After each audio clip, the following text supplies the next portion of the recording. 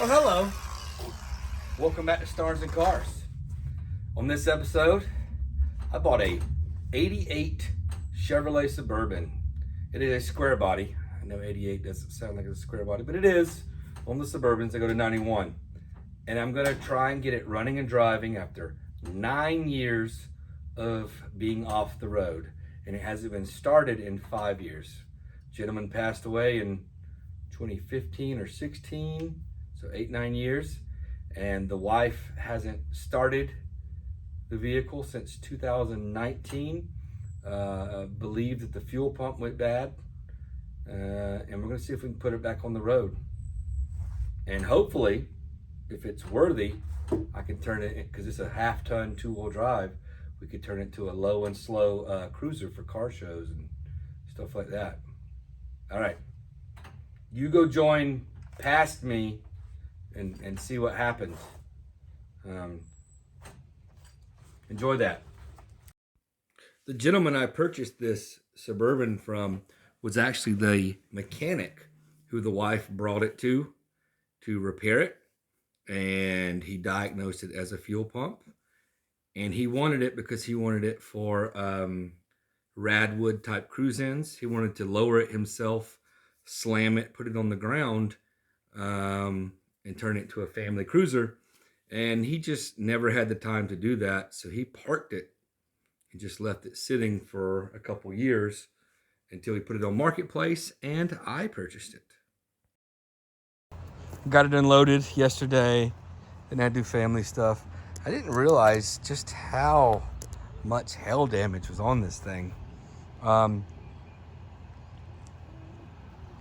did know about this. This glass is busted from hail damage. And I did know it doesn't have a great paint job on it. But I bought it on a cloudy day. And the day I picked it up, I was just so focused on loading it yesterday that I kind of was just more focused on the loading it and not looking it over. And I spent most of my time on the driver's side. So I think the passenger side is really what got hammered, because the driver's side doesn't look as bad. So let's look this thing over. Now I've already seen back in the cargo area, it's got the old school spoiler. I kind of prefer the non-barn doors on the two-wheel drives, because when I think about just cruising something as like a lowrider, even on the trail, having the back window down. The reason the barn doors are good is just for this. And you really can't do that even on the newer GMT, because they don't open this far. The what is it, GMT 400s? So it's awesome on these, but also the tailgate's cool. But if you have stuff to load in and out, the tailgate is just cumbersome. But for cruising, having that back window down is cool. So it's like they both have their place. Maybe if these had crank windows on them, somebody needs to make that kit. Let's check out what's in here. Replacement glass for both sides, but I don't think you need both sides. Hello. I'll come pick you up on the Suburban. Yeah, I've been drinking. What does it matter? God, that haircut. All right. Spare bulbs. All of the rat turds. The original spare cover. Not the original spare though. I like the wood trim here. I actually love this.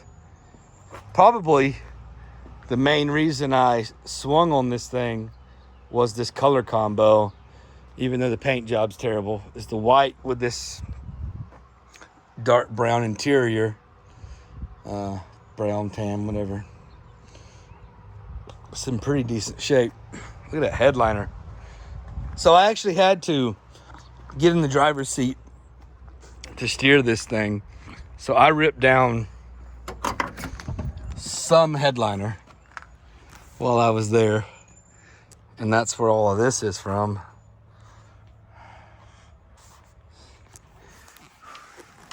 And there was multiple candles in here, but at the moment they were all turned over and they were solidified. So I took them out and tossed them in the ground. Oh, maybe the spare.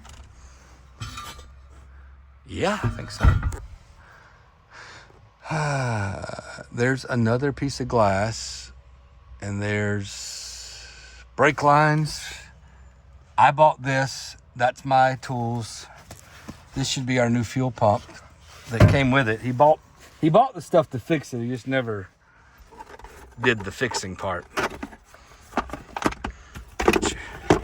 Well, looky there. Oh yeah. Now, I was told this is accurate. 98,000 miles.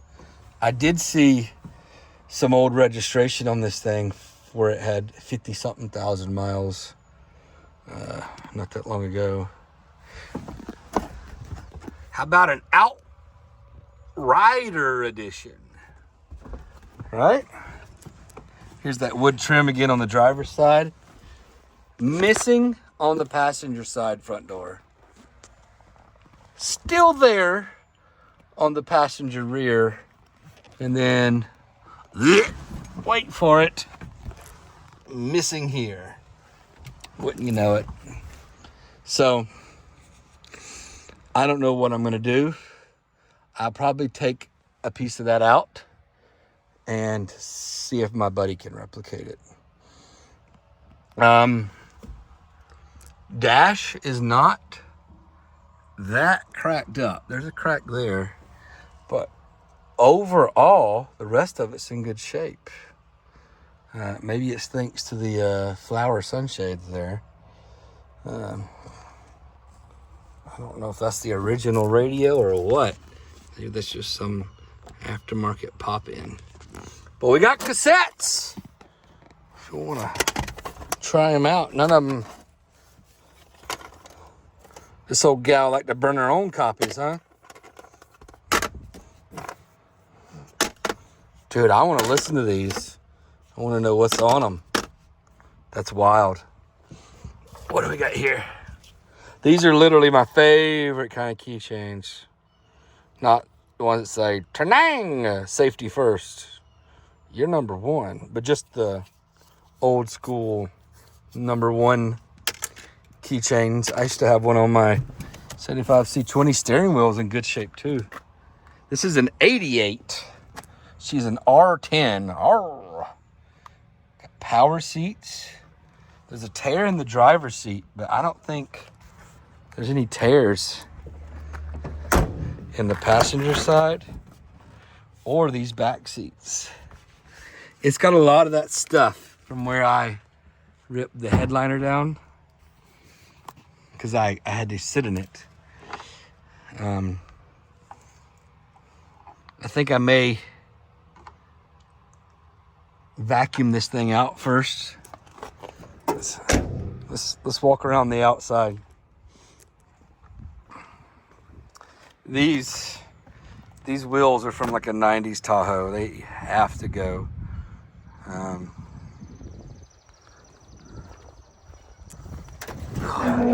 She is a 5.7 liters. Last night I tossed this battery in, put that there. I wanted to see what lights worked on it, and I was trying to get the interior lights to turn on so my wife could look at it. Just let her put her peepers on it. And I pulled the air cleaner off because I wanted to look at this. See the plug wires chewed up. I bought new ones. I was just curious, how that looked. So I may leave that in there, but I feel like HEI can't. This is a coil and there's a distributor. I feel like this is the year I thought would have an HEI, but it doesn't. I mean, it's computer fuel injection. So, I don't know, maybe I'll do some research. Maybe I'll buy an HEI Dizzy for it. Yeah, rat poo, rat stuff there. This thing has been repainted and redone. That is an aftermarket hood. Notice how it's black on the bottom. I want to say maybe that's an aftermarket fender too. I don't really know. That's the original core support. So maybe the hood was just buckling. Because look at that. Look how much white paint's on that inner fender. And then look at this one. You can still see the black primer because it was an aftermarket fender. So my guess is aftermarket fender, aftermarket hood. I don't know about that cowl. That looks like aftermarket primer, not the primer that comes on replacement parts like the black. You have all of this. All right, well, I know it needs a fuel pump.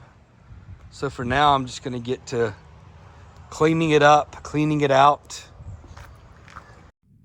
Getting the cargo area completely cleaned out, because you may not like this, but I'm going to do something that's questionable. I'm going to replace the fuel pump by cutting the floor. And here we go.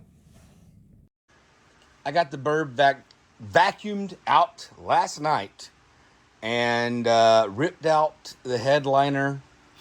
That was just not glorious, all that stuff falling on me. But we're probably about to have tornadoes here shortly, so I had to push this thing in with the dually. My wife did not like having to man the dually and push it. Basically just nose to nose, pushing it backwards, because it still has like a caliper locked up issue. Here's where we are today. I did some more digging through the paperwork that came with this Suburban, and he didn't tell me it had a rebuilt title. Yeah. They don't stamp that across the titles like they used to, and I didn't see it on the title. I've asked him about it, and he acts like he never knew that, blah, blah, blah. Well, whatever. I already own it. I already have the title. You know, I've already had it. So here's where we are. I decided to make this access panel here. I have like a piano hinge up there. I'm going to make fit on one side of this, and then I'm going to tack weld 2 washers to the side here, and then one, everywhere this raised edge is. Replacing the fuel pump, because that's what he said he diagnosed was wrong. He provided a new fuel pump, but this line here is pointing that way on the new one, and then the output and return line are here and here instead of here and here, and then this line is here. But otherwise, it looks similar on the outside. So I'm going to go ahead and pull it out and see if the rest of it is the same. And then maybe I can make this work since the new one's facing that way. Maybe there's enough slack in that hose, and maybe I can move it around. But all of that's null and void if the internal part is a different length. You don't want it to go, you don't want it to be too short, and then it's not reaching the fuel at the bottom. And if it's too long, it won't even lock in place. So I'm going to finish taking off all of these lines and pop it out, compare it to the new one. So I'll just come back to that. You don't want to see me fucking with these lines, messing with these lines, sorry. So this tank is coming out anyway. So after all of that effort,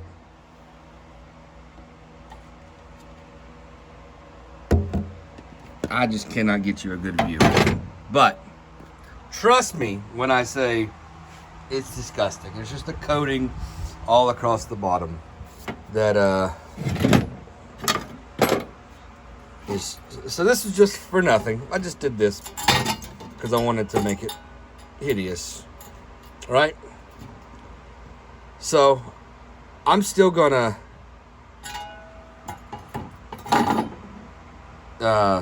make an access panel, and that'll make attaching all of this stuff easier once the tank's back in here. So this wasn't all just for nothing, even though, you know, it's to avoid dropping the tank. But in the future, when this tank isn't disgusting, the fuel pump goes bad again, use the access panel.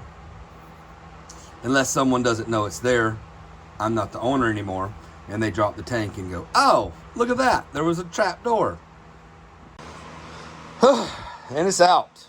2 bolts, and the hose was all that's left. The fill hose was all that's left holding it in there. Now, I have done this a couple times now on vehicles and tried to clean them with every thing imaginable, Evaporust, all these other brands, and I'm telling you, there's one thing that works: muriatic acid. Very, very dangerous chemical, but very effective. Guys, I've used muriatic acid, got all of that out, and now there's just all of the loose stuff in the tank. I already got the muriatic acid out, got rid of that, and now what's left is just, I guess, remnants of the stuff it removed, which is all of these. This is all the stuff it broke loose, and then some of this other stuff on the ground as well, because I've rinsed that tray of my little mower trailer out a couple times already. This is about the 4th or 5th time I've flipped the tank on its side, hosed it out, and then, yeah. So I've already priced a new tank, and it's either $170 or $270, if I remember correctly. So they're gonna have my tank for me today at 4. They told me if I don't need it, it's fine, they'll send it back. But I'm gonna keep trying this until around 4 o'clock, and if I get it cleaned up, I'll just let the guys know at the parts store I don't need it. They're really awesome to me. So I'm gonna try this a couple more times, get a better flashlight than the one on my phone, and shine it in there. And then I'll probably take this thing and fill it up with some old diesel, basically to get water out of it and to get any remnants or leftover things out. Back with this stuff, I'm about to throw in the new pump. I got to figure out the this. See, even if this is right, this orientation, this hose is pointing the opposite direction. Instinctually, I think I'm just gonna shorten this and then try and route the hose that attached there to it. Just see if it'll stretch, okay? So I'm about to toss the tank back in. I have cleaned this with muriatic acid. I then filled it with some leftover diesel from my parts truck, and then pressure washed it inside, and then I added a bunch of gas to it, and some brake cleaner, and turned it upside down, and was just, I felt like someone who's panhandling, like is that called panhandling? Where you sift for gold. You know what I'm saying? Someone trying to get flakes of gold out of a sifter. I don't know. My little trailer here is just coated with all of the poisons, because when I put the muriatic acid in it or the diesel, I would drive around in my little Kubota. This thing's pretty neat. It's a 3-cylinder diesel with a radiator, alternator. It needs a turbo, I think. It actually uses a battery from a Honda. That's the actual battery you put in that thing. So anyway, yeah, I got this fan pointing at it just to dry it out a little bit so it's not gross when I crawl under there. Break from the video there. Currently editing it, putting everything together, and I just realized in that little gap from the last video to where you're about to land, I lost the part of the video where I say that fuel pump that came with the Suburban, he bought the wrong one. I think it's for what's considered a GMT 800, GMT 400, which is the next generation Suburban. I actually still have that fuel pump in the box over there. But in the Suburban now is one I purchased from the parts store. Went there. It was similar to Rock Auto, actually. So I grabbed one from O'Reilly's. And that's what I ended up putting in the video. I had a video where I tried to cut the thing, modify it, get it to work. The ring was a little different on top of the fuel pump. Yada, yada. I'm sorry. I had a lot of full storage on my phone. And I was trying to delete videos, and I accidentally deleted that video thinking it was a video of nothing, because I started the video by pointing out the window to show how bad it was raining, and then I spun around to the Suburban and started talking about the fuel pump and everything. So when I deleted that like an idiot, I later realized it. So anyway, I put a fuel pump in it from O'Reilly's. I still have that other fuel pump in case I need it later for something else. Only that drain hose is shorter now. That's what you missed. And it was raining that day. So I'm going to finish this video up because I only got it's almost over, guys. And the next one's going to be great. Just nothing going on my TV here. Just the fate of our nation. Selection night, November 5th. So just you enjoy the video. Keep going. And I promise you the next one's going to be mo better. And then the one after that, the most better. So, back. Fuel pump turns on when you try to crank it like it should. Fuel is getting to the filter because I left it loose under the frame to see if it was pumping to there. And the injectors aren't firing.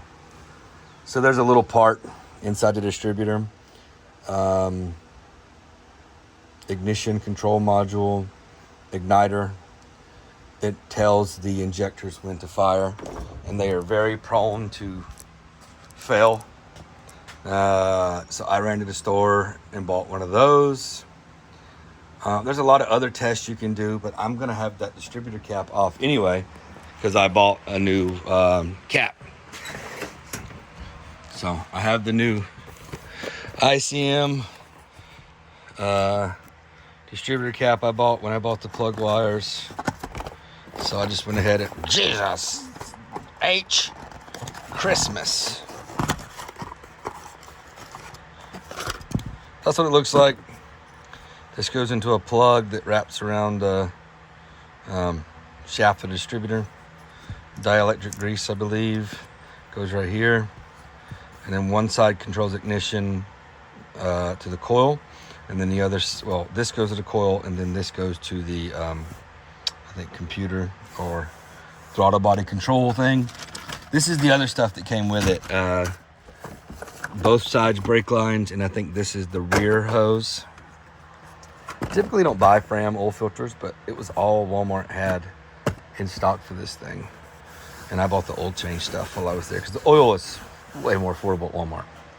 Anyway, I'm going to throw the ICM in. Go clean the dashes on this guy. One tear in that seat sucks. But first, see all this? I'm going to vacuum all. That's why I have the throttle body taped over. I'm going to vacuum all of the rat's nests out of here. And look at that wire, it's been chewed on. There's so many wires that have been chewed on. So I'm gonna go through here and just make sure there's no wires that are bare like this one, and trying to fix all of those. And also vacuum everything off the engine. And then I'll replace the ICM and probably the plug wires too. All right.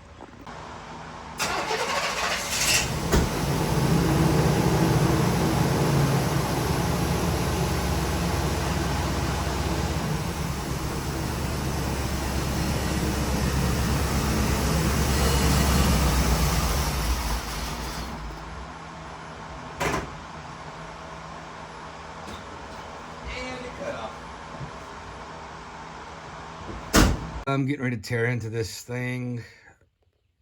It runs. You saw me pull it in. Doesn't want to stay running in gear, and the idle's pretty high. You know, when it's in park, just sitting there idling, and then when you put it in gear, it just wants to die unless you give it fuel.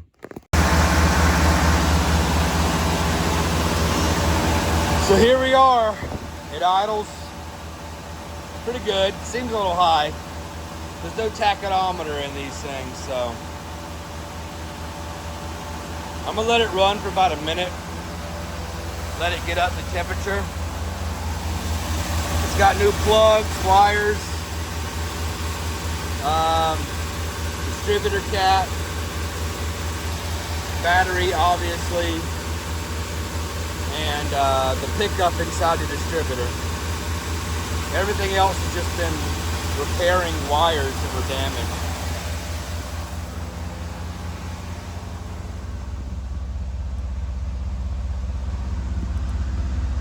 I don't know what you can even see.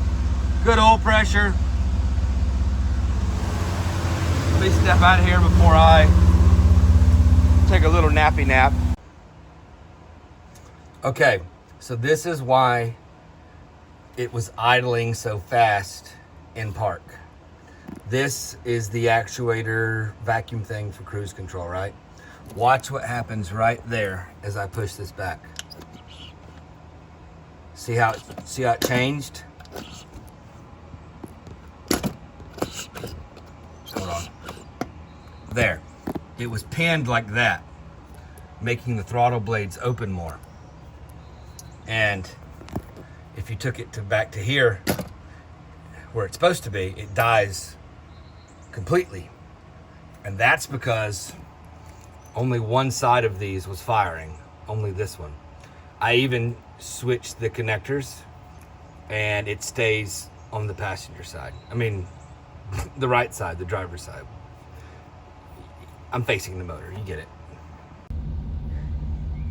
All right, guys, I got her running after messing with that linkage issue and the throttle bodies. Running really smooth. So let's take it for a test drive. All right, guys.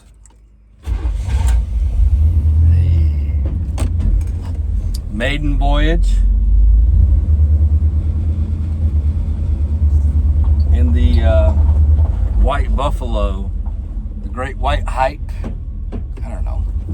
God, that headlight looks terrible. So I can't drive this thing very far. I'm kind of drive it in front of my house and maybe around my yard, because I know it needs brake work, specifically the left front caliper. But I will let you guys know that it's running. It runs okay. It came down to, there was two issues. One issue, it was idling too high just in park. So in park, it was just revving to the moon. The other issue was when it was in gear, it would just die. Fall on its face, did not want to run. Okay? And those were two separate issues. The first issue, revving to the moon, was the the little linkage for maybe the tab was bent. I think the tab was bent for the cruise control. There's like a vacuum ball at the back of the throttle body, and the linkage just kind of got stuck in this position to where it was holding the throttle body linkage open a little bit. So honestly, if that wasn't happening, it wouldn't have been running at all in park. It would have just been dead, because once I figured that issue out, it wouldn't run at all. And then that's when I looked at the throttle body again and was like, wait, are both of these injectors firing or just one? And then I realized just one injector was firing. And I don't have one of those injector nodes to test the injectors. So I went and got a 9-volt battery from Dollar General and stuck it to both of them. And one of them wouldn't fire at all, and one was firing. I even tried swapping the injector plugs on top of the throttle body from each injector. And regardless of which way I swapped them, only one of them was firing, which meant that it was one injector was stuck, not just an issue like the plugs, like the injector plugs. Because yeah, I don't know if you get it. So I took and tapped the injector a couple times and then tried the 9-volt battery, and it started working. So that was the issue with that. My exhaust fan was on and audio is terrible here. If you made it this far and you've noticed my film behavior is odd in this video, it's because it is. I spent all of this money for the burb plus parts just to make a YouTube video content. And then immediately my grandfather got very sick and landed in hospice. I was trying to film when I could, plus trying to figure out how to fly home and see him after spending all the money on the burb, or if he was going to pass away and I should wait and just go to the funeral, all that good stuff. So there was times I would just work on the burb, and when I hit record, the words would just not come to me, which is, odd for me, or I would forget to film stuff altogether that I was doing for the burb. So now back to what I was trying to say in this part of the video. We got the burb going with a fuel pump, which was the initial issue, plus an ignition module for the distributor. New plugs, plug wires were chewed up, and then there was a couple quirky things that were going on with the throttle body hanging up, plus the hanging up because of the cruise control, plus one injector was not firing. Yeah, so now it runs. Now we get to move on to the fun stuff, and in the next video we will get to everything that I'm trying to show you here. It's going to be suspension, lowering it, a rear axle flip kit, ball joints, upper and lower, shocks, wheels and tires for the thing. Here I am trying to show you those right now. 20-inch Hallebrand sprint style wheels. It's going to be really awesome, man. The next video, I promise you, will be a lot better. I'm just showing you the rotors and brake pads and all that stuff. Gonna do some brake upgrades as well. So really, the next video is gonna be a lot more fun. It's still filmed the same time, but moving forward, I hope all the content will be a lot better. So I'll see you on the next one. And don't forget to follow, like, subscribe. Peace.